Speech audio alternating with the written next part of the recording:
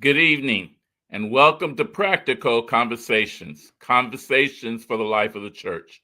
The life of the church includes not only its proclamation, but also the vibrancy of its people in the promotion and enhancement of the kingdom of God. Practical Conversations intends to engage conversations of practice and theology with persons currently working in the church at various levels and engaged in these issues. Our goal is to both inform and encourage those who are actively seeking to enhance God's kingdom through the use of their gifts. Tonight, I'm going to nerd out, and I hope there are other nerds here who will enjoy this conversation. If you're not a nerd like I am, then you will be excited to learn what is happening on the campus of Livingstone College. Our guest tonight is Mr. Kim Allman, librarian of Andrew Carnegie Library and curator of Heritage Hall. Tonight, we're going to talk about and reveal new collections and exhibits in Carnegie Library. Our conversation is pre-recorded, so we won't be able to take your questions, but I hope you will enjoy the conversation. And I have to ask you to forgive me, but the pollen is getting to me, so I hope to keep my voice. Mr. Allman, welcome to Practical Conversations. It is a pleasure to be here, Dr. Broadnax. Thank you for having me on. We're so happy to have you, and we're really excited to be able to share with our Zion and others what is going on at Carnegie Library. I want to begin tonight with a new collection of artifacts, papers, and documents from Dr. Joseph Charles Price. This is part of the Gerald Shrader Butler collection at Carnegie Library. Mr. Allman, tell us a little bit about how you received this collection, and then there's a video that we can show. Most certainly, yes. So a while back, we had a gentleman, Mr. Rex Butler, approach us. He has been collecting old documents and letters, especially as it relates to African-American history for some time. Part of this came about because his son, Gerald Shrader Butler, came home and said he needed a project for African History Month. And that led to Mr. Butler going on a long journey of gathering artifacts and other ephemera.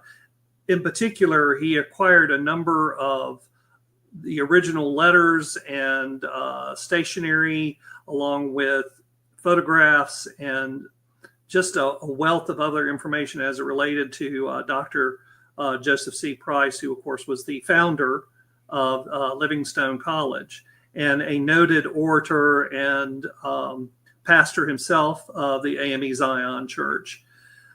And this collection, it's just phenomenal that we had the good luck and grace that this should come into our, and of course, Mr. Butler donated this to us. We didn't have to pay for the collection, which was, that's just, the gift alone is priceless.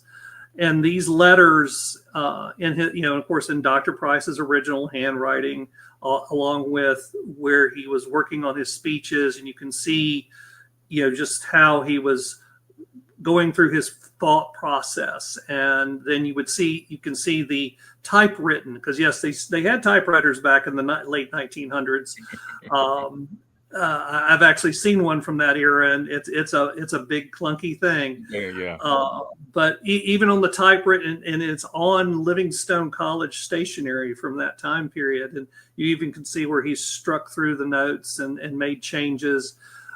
But also, there's letters from other contemporaries praising Dr. Price and the work of Livingstone College, and very personal letters that he wrote to his wife Jenny. There are, like I say, there's some photographs of him at a young age, and also of his family later on. Tickets from when he was, giving speeches in London. He was extremely popular in the UK, and the UK newspapers referred to him as the world's orator. But just being able to see the breadth and scope of this man's genius, and he really was a genius, and a powerful advocate for African Americans. I mean, especially in some of the speeches that we do have, he talks about how it's only 25 years after emancipation, and you see even then some of the struggles and difficulties that we're still facing even today. But this is a voice from the past that speaks to us now and is still relevant. So we're really thrilled and proud to have this collection, especially since it relates, to the first president and founder of our institution. Yes. We have a video with his presenting the collection. You want to roll the video? This always starts with my son came home in second grade and said, "Dad, I need something for Black History Month." This is my son, Gerald Shrader. All right, Gerald. And that was the beginning of a Black History collection, and it wound up including the Dr. Price material. Of course, I have to share that you all know that his famous saying, I do not care how dark the night, I believe in the coming of the morning. I did, just for your own information, I published a book back in 2014 of some of his letters. Okay. When he passed, everybody that was anybody wrote letters of condolence. So I have letters from Meharry, from all these small HBCUs on their letterhead and with their presidents. And the beauty of downloading this is that you can enlarge it and you can actually read the letters. Okay. So that's available. What's the name of the book? Joseph Charles Price. And it's on Blurb. If you Google on Blurb, I just said this before, but it bears repeating. I connected Joseph Charles Price with a saying by Elbert Hubbard. By the eternal, there is a man whose form should be cast in deathless bronze, and the statue placed in every college of the land. It could be not more important. Here is a newspaper article where Frederick Douglass himself in 1893 said of Price, "This is Price's day. Since I have grown old, I was at one time disturbed about the cause of my people on the American platform in leadership and organization. Since the rise of Joseph Charles Price, I dismissed all fears. I am willing to die and leave the race in his hands." That's Frederick Douglass. Okay. This was a newspaper article, and this is where his daughter, this is Cheryl, and his picture. And then, if anybody's interested, I do have a Facebook page for Joseph Charles Price. I also, while I have not done anything with it, I bought the URL for josephcharlesprice.com, and if the school wants it, that can be arranged. And lastly, you see, I wanted to mention Booker T. Washington. This is a lot of people miss this. Booker T. Washington stepped into Joseph Charles Price's shoes. Had he not passed at 39, we would be talking about Livingstone, not Tuskegee. Mm-hmm. Okay? And that's just one of those rare things. Now, when I did find this, Herb White, who has the Charlotte Post, did an article. So there was some interest at that time, but then it dissipated. So I hope it has been a blessing for me. If that one person in history you can meet, God let it be Joseph Charles Price. So I'm just, it came to me that this is where it belongs. You can sell it, and I've tried to sell it, and it just didn't work. So this is where it belongs, and I'm glad it's. That is so wonderful. We're so thankful to Mr. Gerald for donating those papers and artifacts to Livingstone College.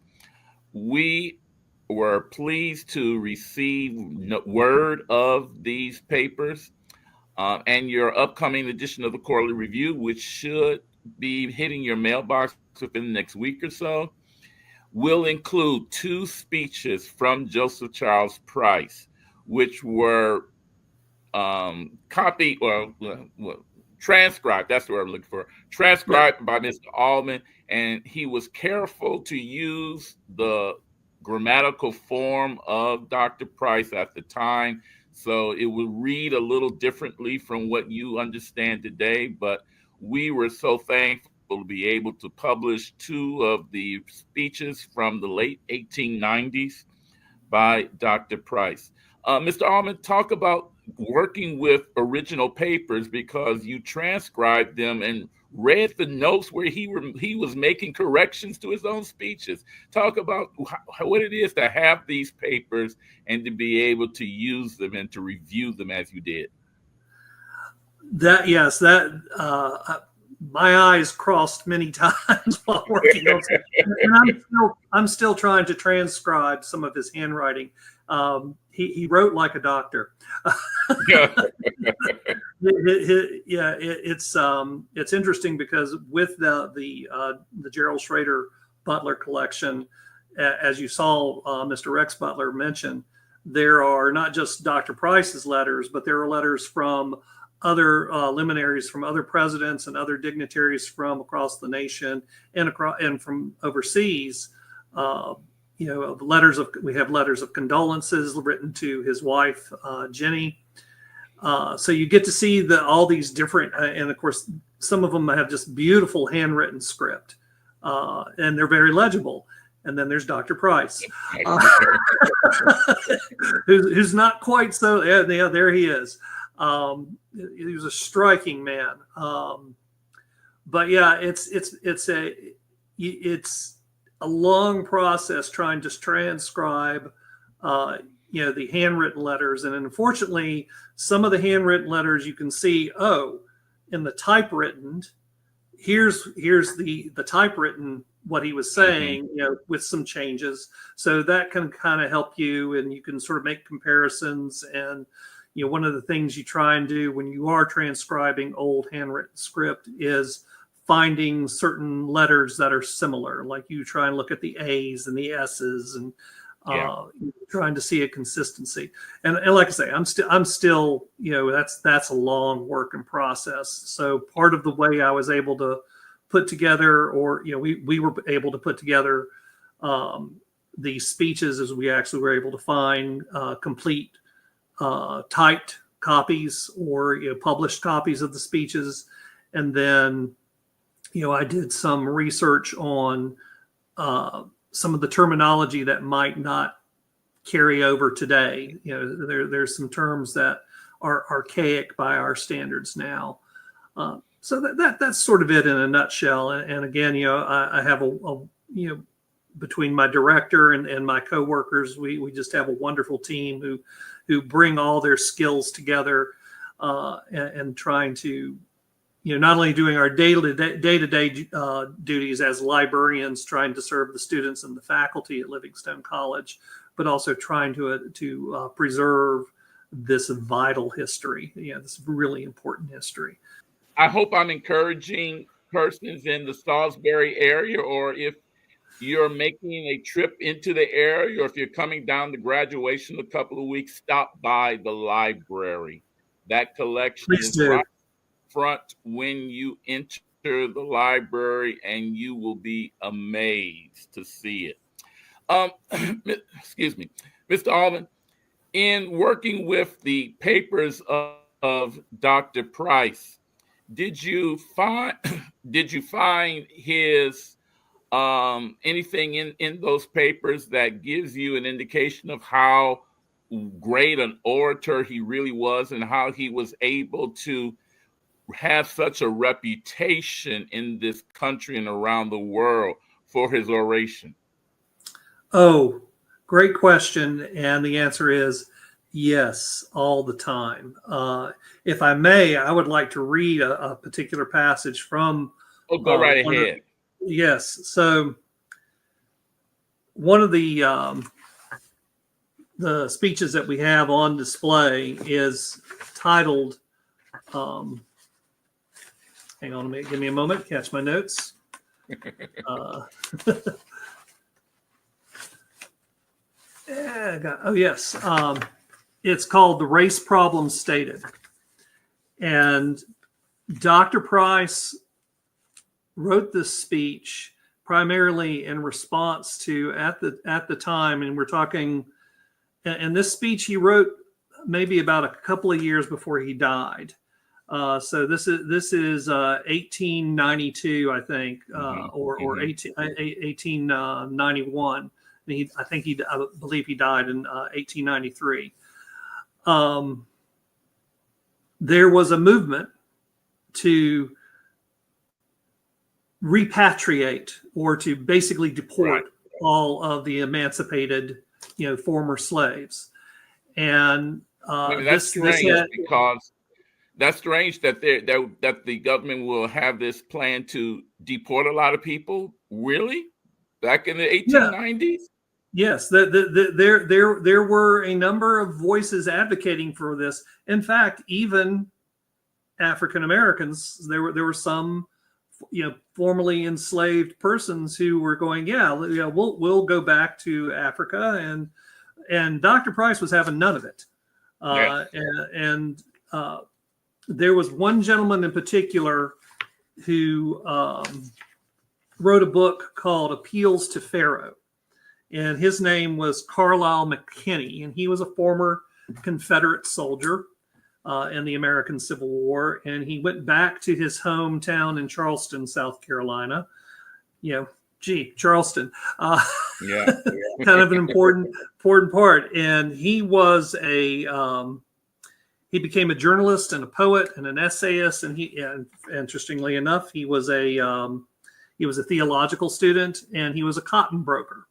But he was really heavily promoting this, there's no way that the black man and the white man can live together. We need to let these people, and that was his whole thing. Let these people go. He was appeal. Again, we see this again and again in history, trying to use scripture, twisting the words. So he was. Going, we need to let them, return to Africa, not realizing, we've taken away all of their heritage and history. You have no idea what tribe you came from, what people you came from. And so in responding to Mr. McKinley, and I'll just go ahead and read his words. It is a mere waste of time to speak of expatriation or deportation as a way of escape from giving the Negro his due under the Constitution. He has been in the South too long. His feet are too deeply embedded in its soil to be decoyed away as a mass by adroit national appropriations or wily schemes of appeals to Pharaoh. More is true. The Negro is so interwoven into the industrial life of the South that if he desired to go and the nation made its appropriation, the whites of the South would oppose it. Mm-hmm. Yeah. Yes. We're happy to have been able to publish that speech in this upcoming edition of the Quarterly Review. And his argument is very forceful in terms of both the rights of the Negroes, their place in this country, having practically built this country, and in his refutation of arguments against giving Negroes their full rights. It is a powerful speech. Oh, yes. Again and again throughout the speech, he makes the contrast of how, even well-educated, well-dressed, he'll even use the phrase well-behaved Negroes are not treated, they can't ride on the regular train cars. They can't eat in the regular restaurants. What does that sound like? Right. And yes, he was just the power of his speech and the fact that his words then are still relevant today. Yeah. In fact, if not more so. When we have a environment where people are wanting to basically erase the past, which is why I think going forward, institutions like Livingstone and other HBCUs and the A.M.E. Zion Church and these other long established institutions of African American heritage need to be strong, need to continue to advocate and fight for the history, because there are people who want to erase it. Yes, and that's what's so fabulous about the new Butler collection is that the documents are actually there. You can't erase what actually is. Yeah, it's right. We have some pictures of those. Oh, there we go. Yes. Yeah, you can see his and see he always numbered his pages, so that helps me too when I'm comparing that with the typed document, because they'll coincide. But you can see from those examples, and he had a beautiful style. It's just really hard to read. Well, people who have read my handwriting, that I have nothing to say on this issue. Yeah, see, and there it is. There's the typewritten, and it's and the thing about this collection is the documents are in surprisingly good shape. I mean, that one there, there's some wrinkle damage.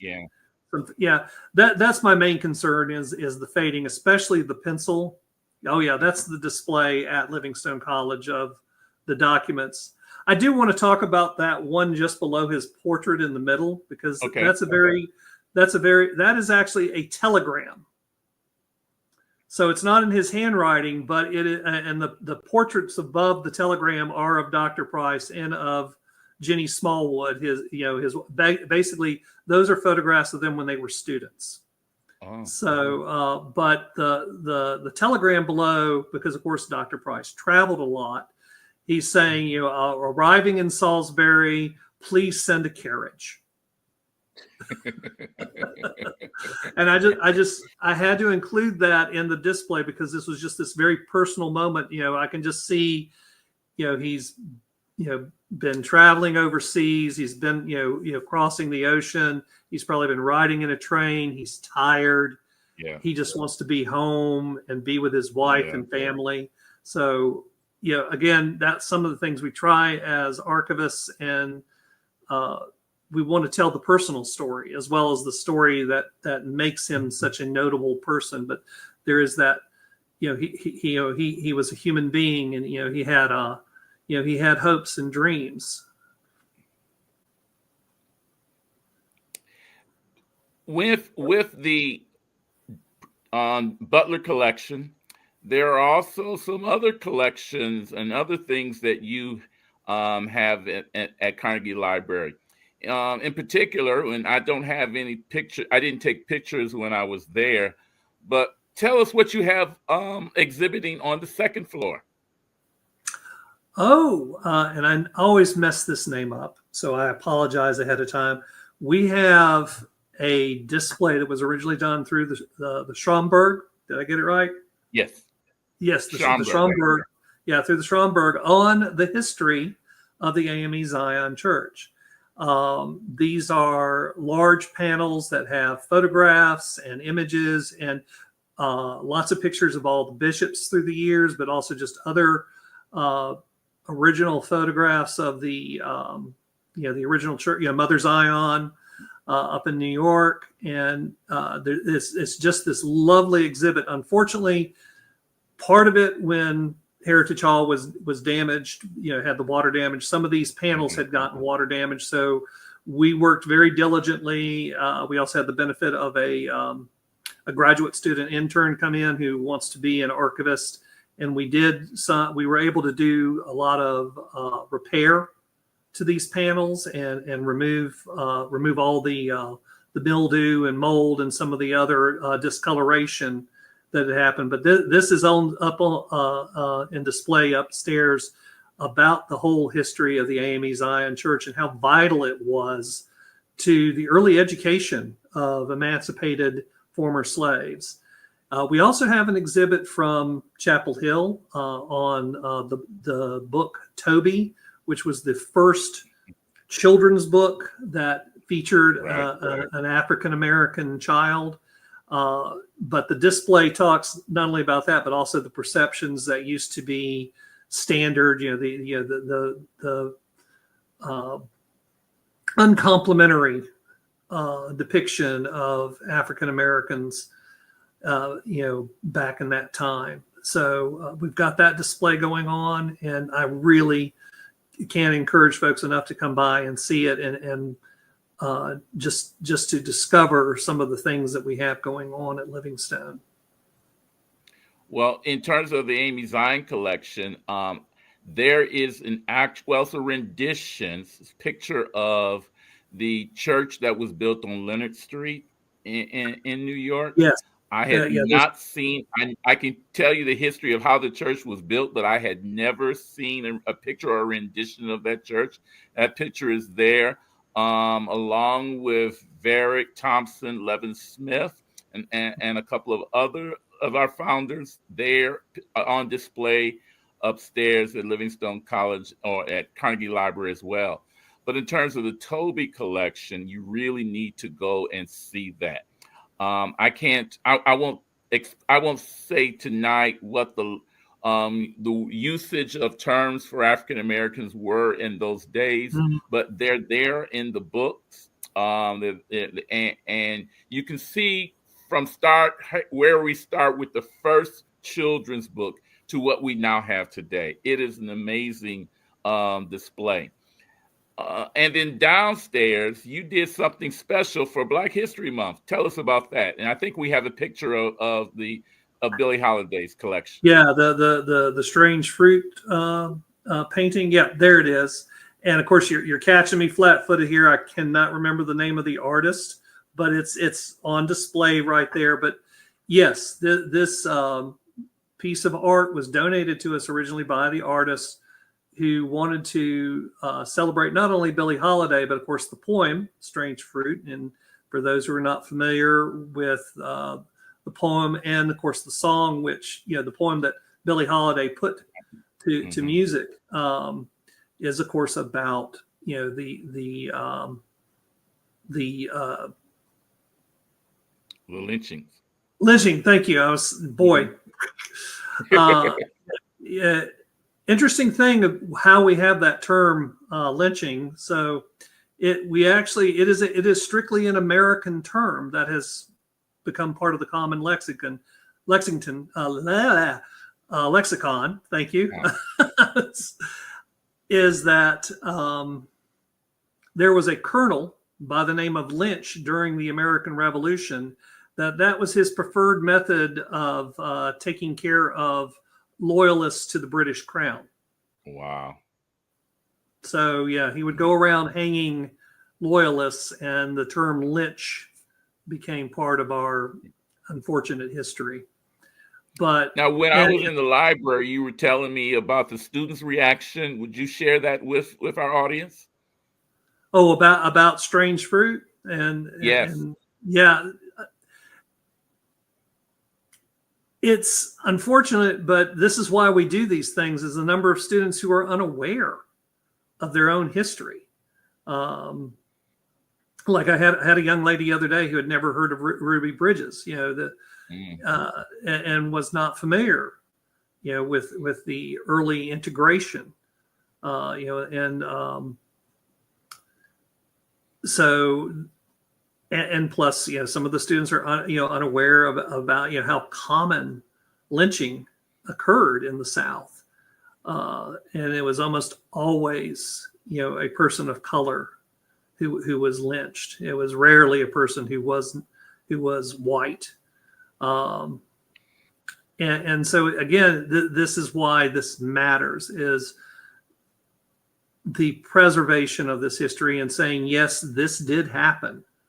And we can't turn away from it, but we need to learn from this and understand why this happened so it doesn't happen again. Right. Yeah.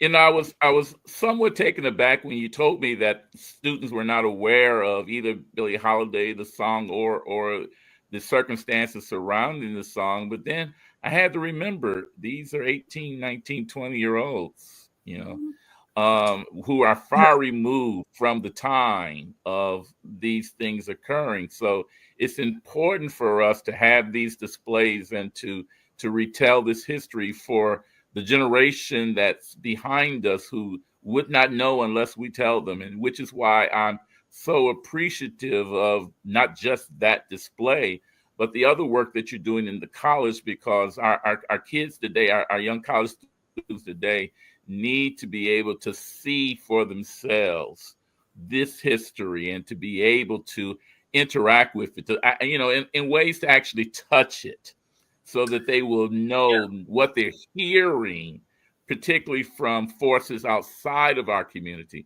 What they're hearing is not true. And that's the main mission for us at the library. Is we talk a lot in the library world of teaching information literacy. And in information literacy, one of the goals is embedding creative thinking skills. And this is one way we manage that, is by actually bringing the history, by challenging the students and sometimes challenging the faculty as well.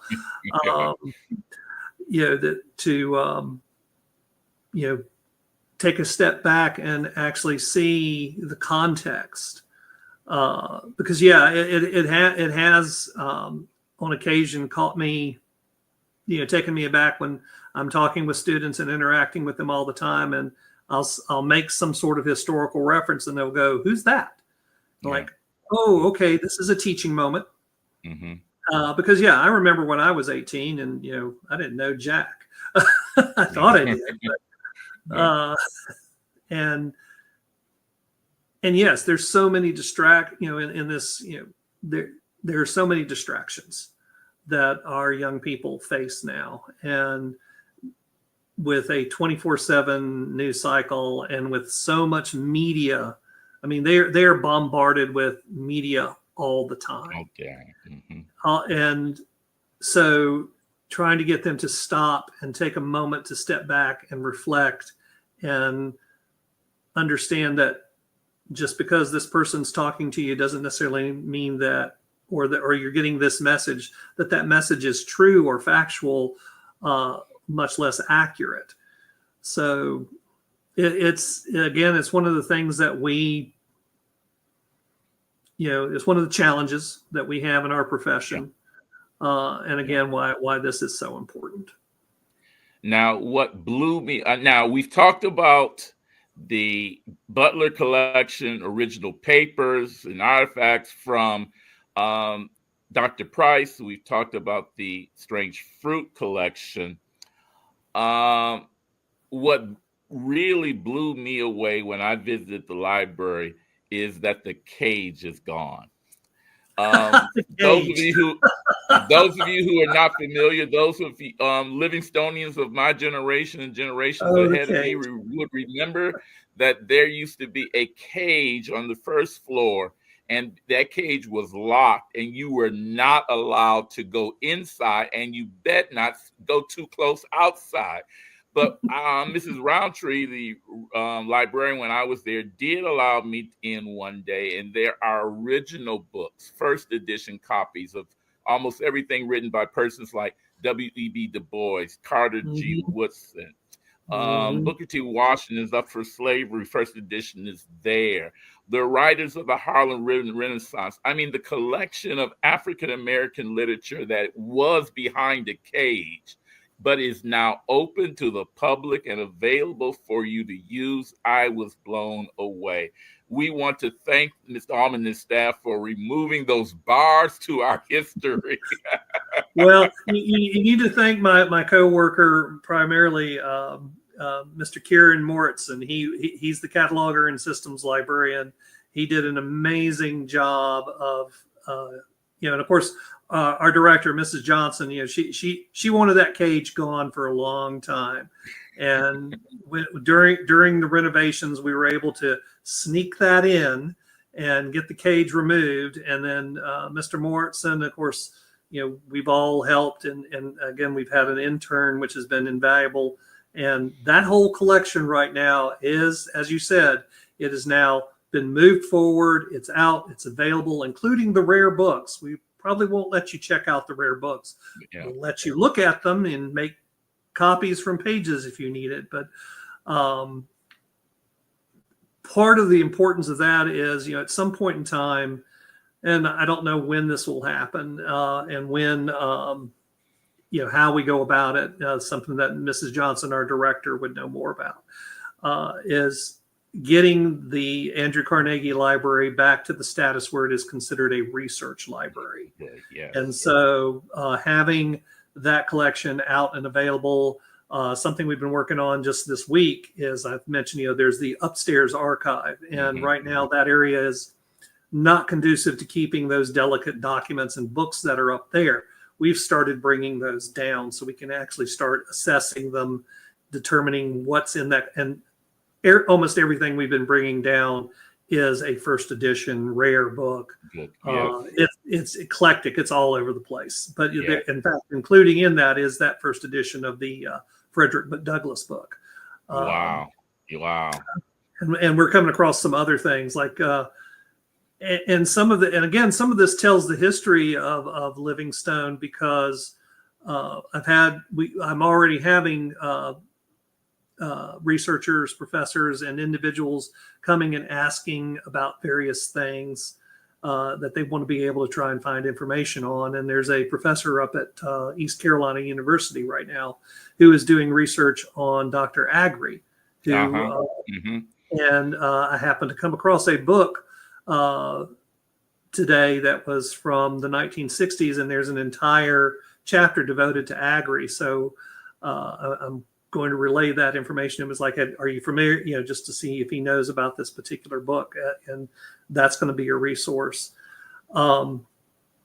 Talking about the, so those are things that we're trying to work on, is get these materials, and there's a lot of it, and there's only, let's see, we've got Mr. Johnson, myself, Mr. Hill, Mr. Cockrell, Mr. Morrison, and Mr. Johnson. So there's a total of 6 staff, and we all have our very specific duties. And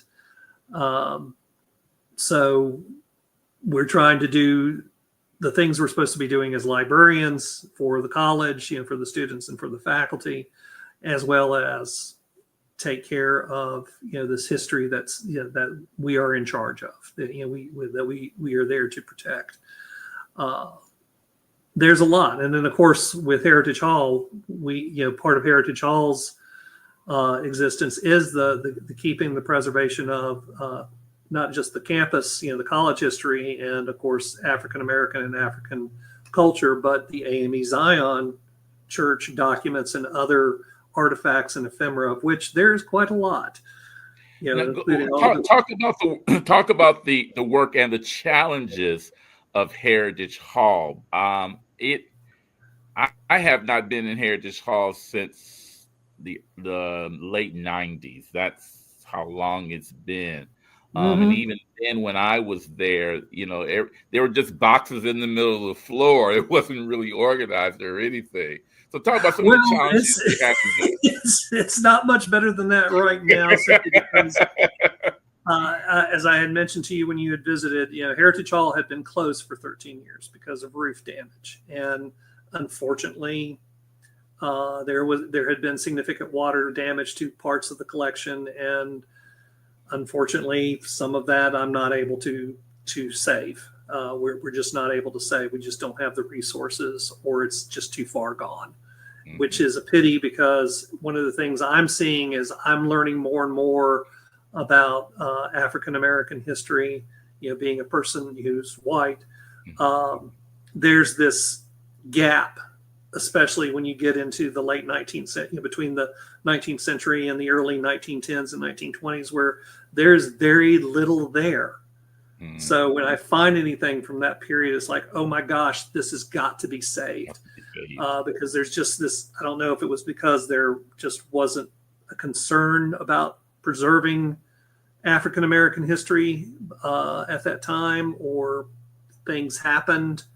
But it's vital that we do keep what we can find. There's so, like I said, it was closed for 13 years. Last year, in January, the roof was fixed.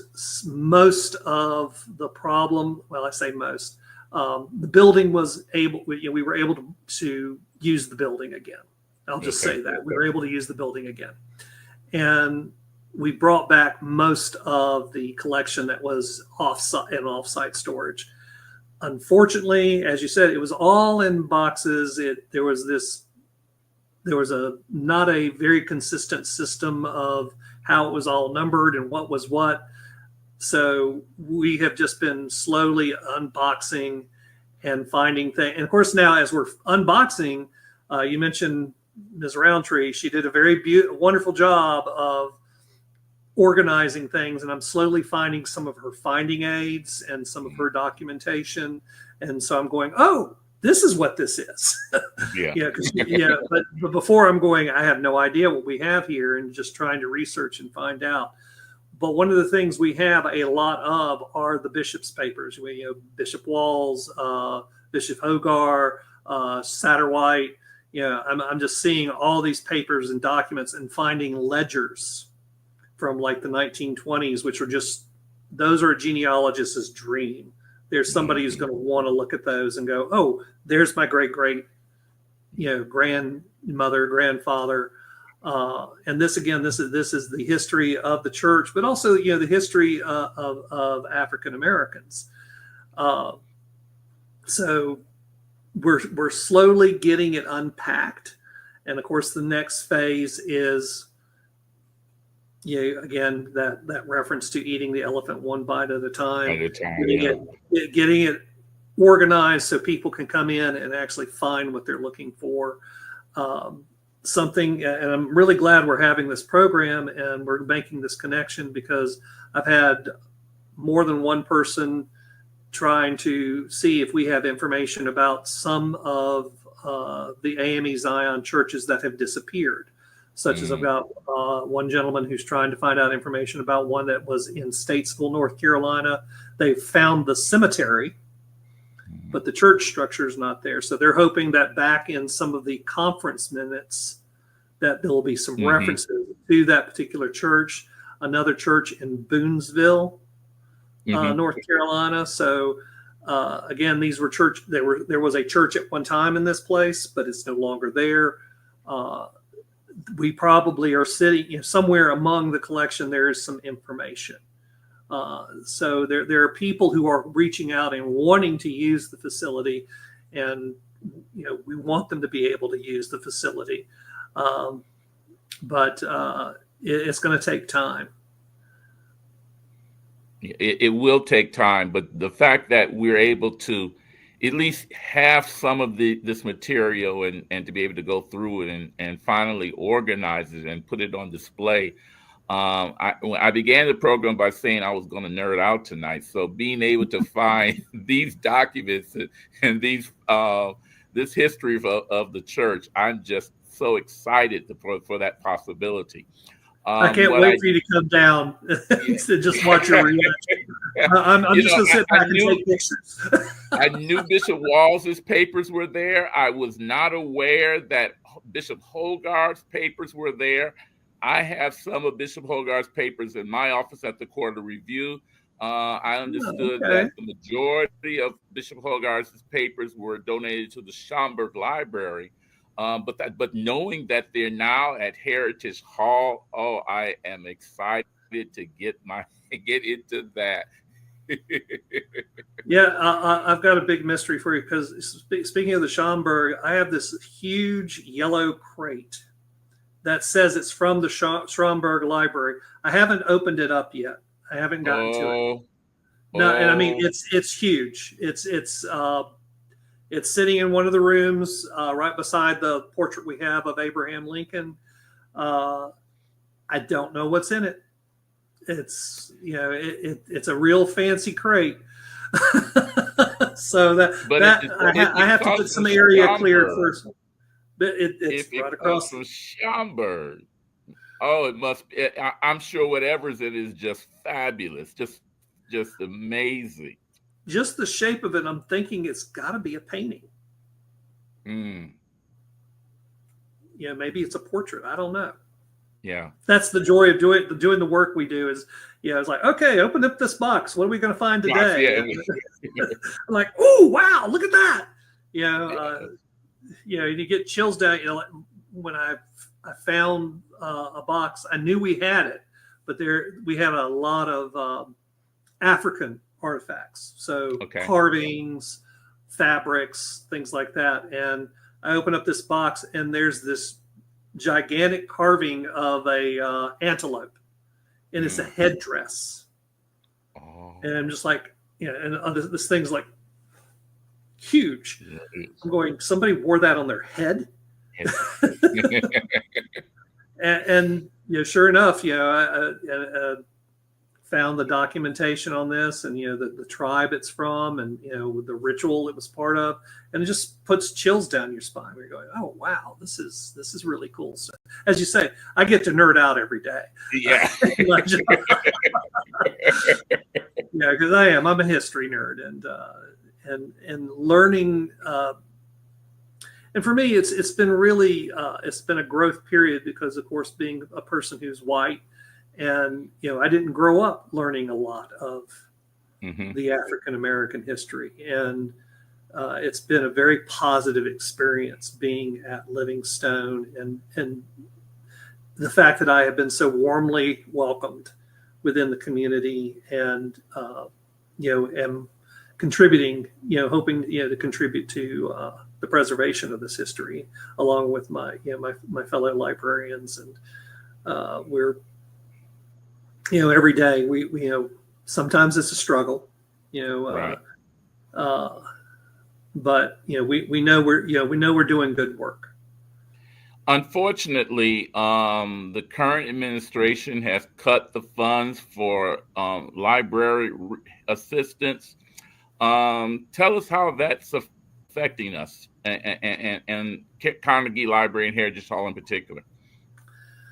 Well, we haven't seen the full effect yet. I know that in conversations with our Dean of Grants and Scholarships, that we're going to have to get creative, because yes, the MLS, the IMLS was basically shut down. The museum library department that provides grant funding through NEH and all these other grant foundations that provide support for museums and libraries, and we just learned that we may be losing our Title III funding, which is how salaries were paid in the library, or it's been greatly reduced. So we're going to have challenges. It's going to be. I'm not going to sugarcoat it and say it's going to be easy. It's not. Something that Mrs. Johnson, our director, said to me one day when we were all kind of just really down and looking at how things were going. She made the point, Mr. Allman, we've always had to struggle. Referring to herself as a person of color, and that HBCUs have always had to struggle. I mean, think about it. Livingstone and the other HBCUs came in creation post-American Civil War. And as we've seen already from, Dr. Price's writing, that there was people who said, well, we don't want you anymore. Now that you're no longer enslaved, why should we help you? So there is this resiliency, and we librarians, we're kind of radical. We can get pretty full of ourselves and not take no for an answer. Uh, so we're gonna we will persevere. Well, Yeah. for those who are watching, if you would like to help us and to help us preserve some of our history, if you are capable or able and have resources, why not make a donation to Livingstone College and designate the library? Why not make a donation to Livingstone College and help us to preserve the history that is so valuable, particularly in this time? We would so much appreciate it if you're able to do so, that you would make a donation to Livingstone College. Mr. Allman, I've got just a few minutes left. We have another photograph I want to I want to put up. Okay. This marker is right outside of Dr. Price's house, Yes. and directly across the street from the library for those who have not been to Salisbury. And his crypt, I believe the proper term for it is, Yes. just to the south, I believe it is, of the library on the to the side of the old Joseph Charles Price building. We encourage you to make a trip to Livingstone College to see not just Dr. Price's house across the street, the library, Carnegie Library, and the Poets and Dreamers Garden, which is behind the burial site of Dr. Joseph Charles Price. Mr. Allman, you want to give us some last words and tell us some things that you're looking forward to in the future? Certainly, and thank you for the kind pitch for helping out the library and Livingstone College. Like Mr. Butler said, if there's one person I wish I could, from history I could meet, it would be Dr. Price. Yes. He just seemed like a phenomenal human being, compassionate and determined, just an indefatigable individual. And I think if anything, just leave this with how important it is that we do keep and preserve our history, because it is our history. Our history, yes. Yes, and because there are those who would like to silence this and claim it never happened, and we just can't let that be. No. Part of resistance is bringing forth our history and telling our story. Part of resistance is to document, to bear witness to our own truth and our own heritage and our own history. Part of resistance is to help to keep our institutions healthy and striving, sending young people to our institutions and to give where we can so that we might be able to preserve our history, but more importantly, to bear witness to who we are and our heritage and our legacy as African Americans in this country. Mr. Allman, we're so glad to have had you tonight in order to share what fabulous things are going on the campus of Livingstone College, and in particular, your work at Carnegie Library, the new Gerald Shrader Butler collection, and the work at Heritage Hall. We are so appreciative for you and your staff. We pray for you, and we pray for the work that you're doing. And we encourage you. We want everyone, if you're coming through Salisbury, or if you're in Charlotte, take a trip up to Salisbury. See what is going on at Livingstone College and at Carnegie Library. Mr. Shrader, so thankful for you to join us tonight for this practical conversation. Have a good evening. Thank you.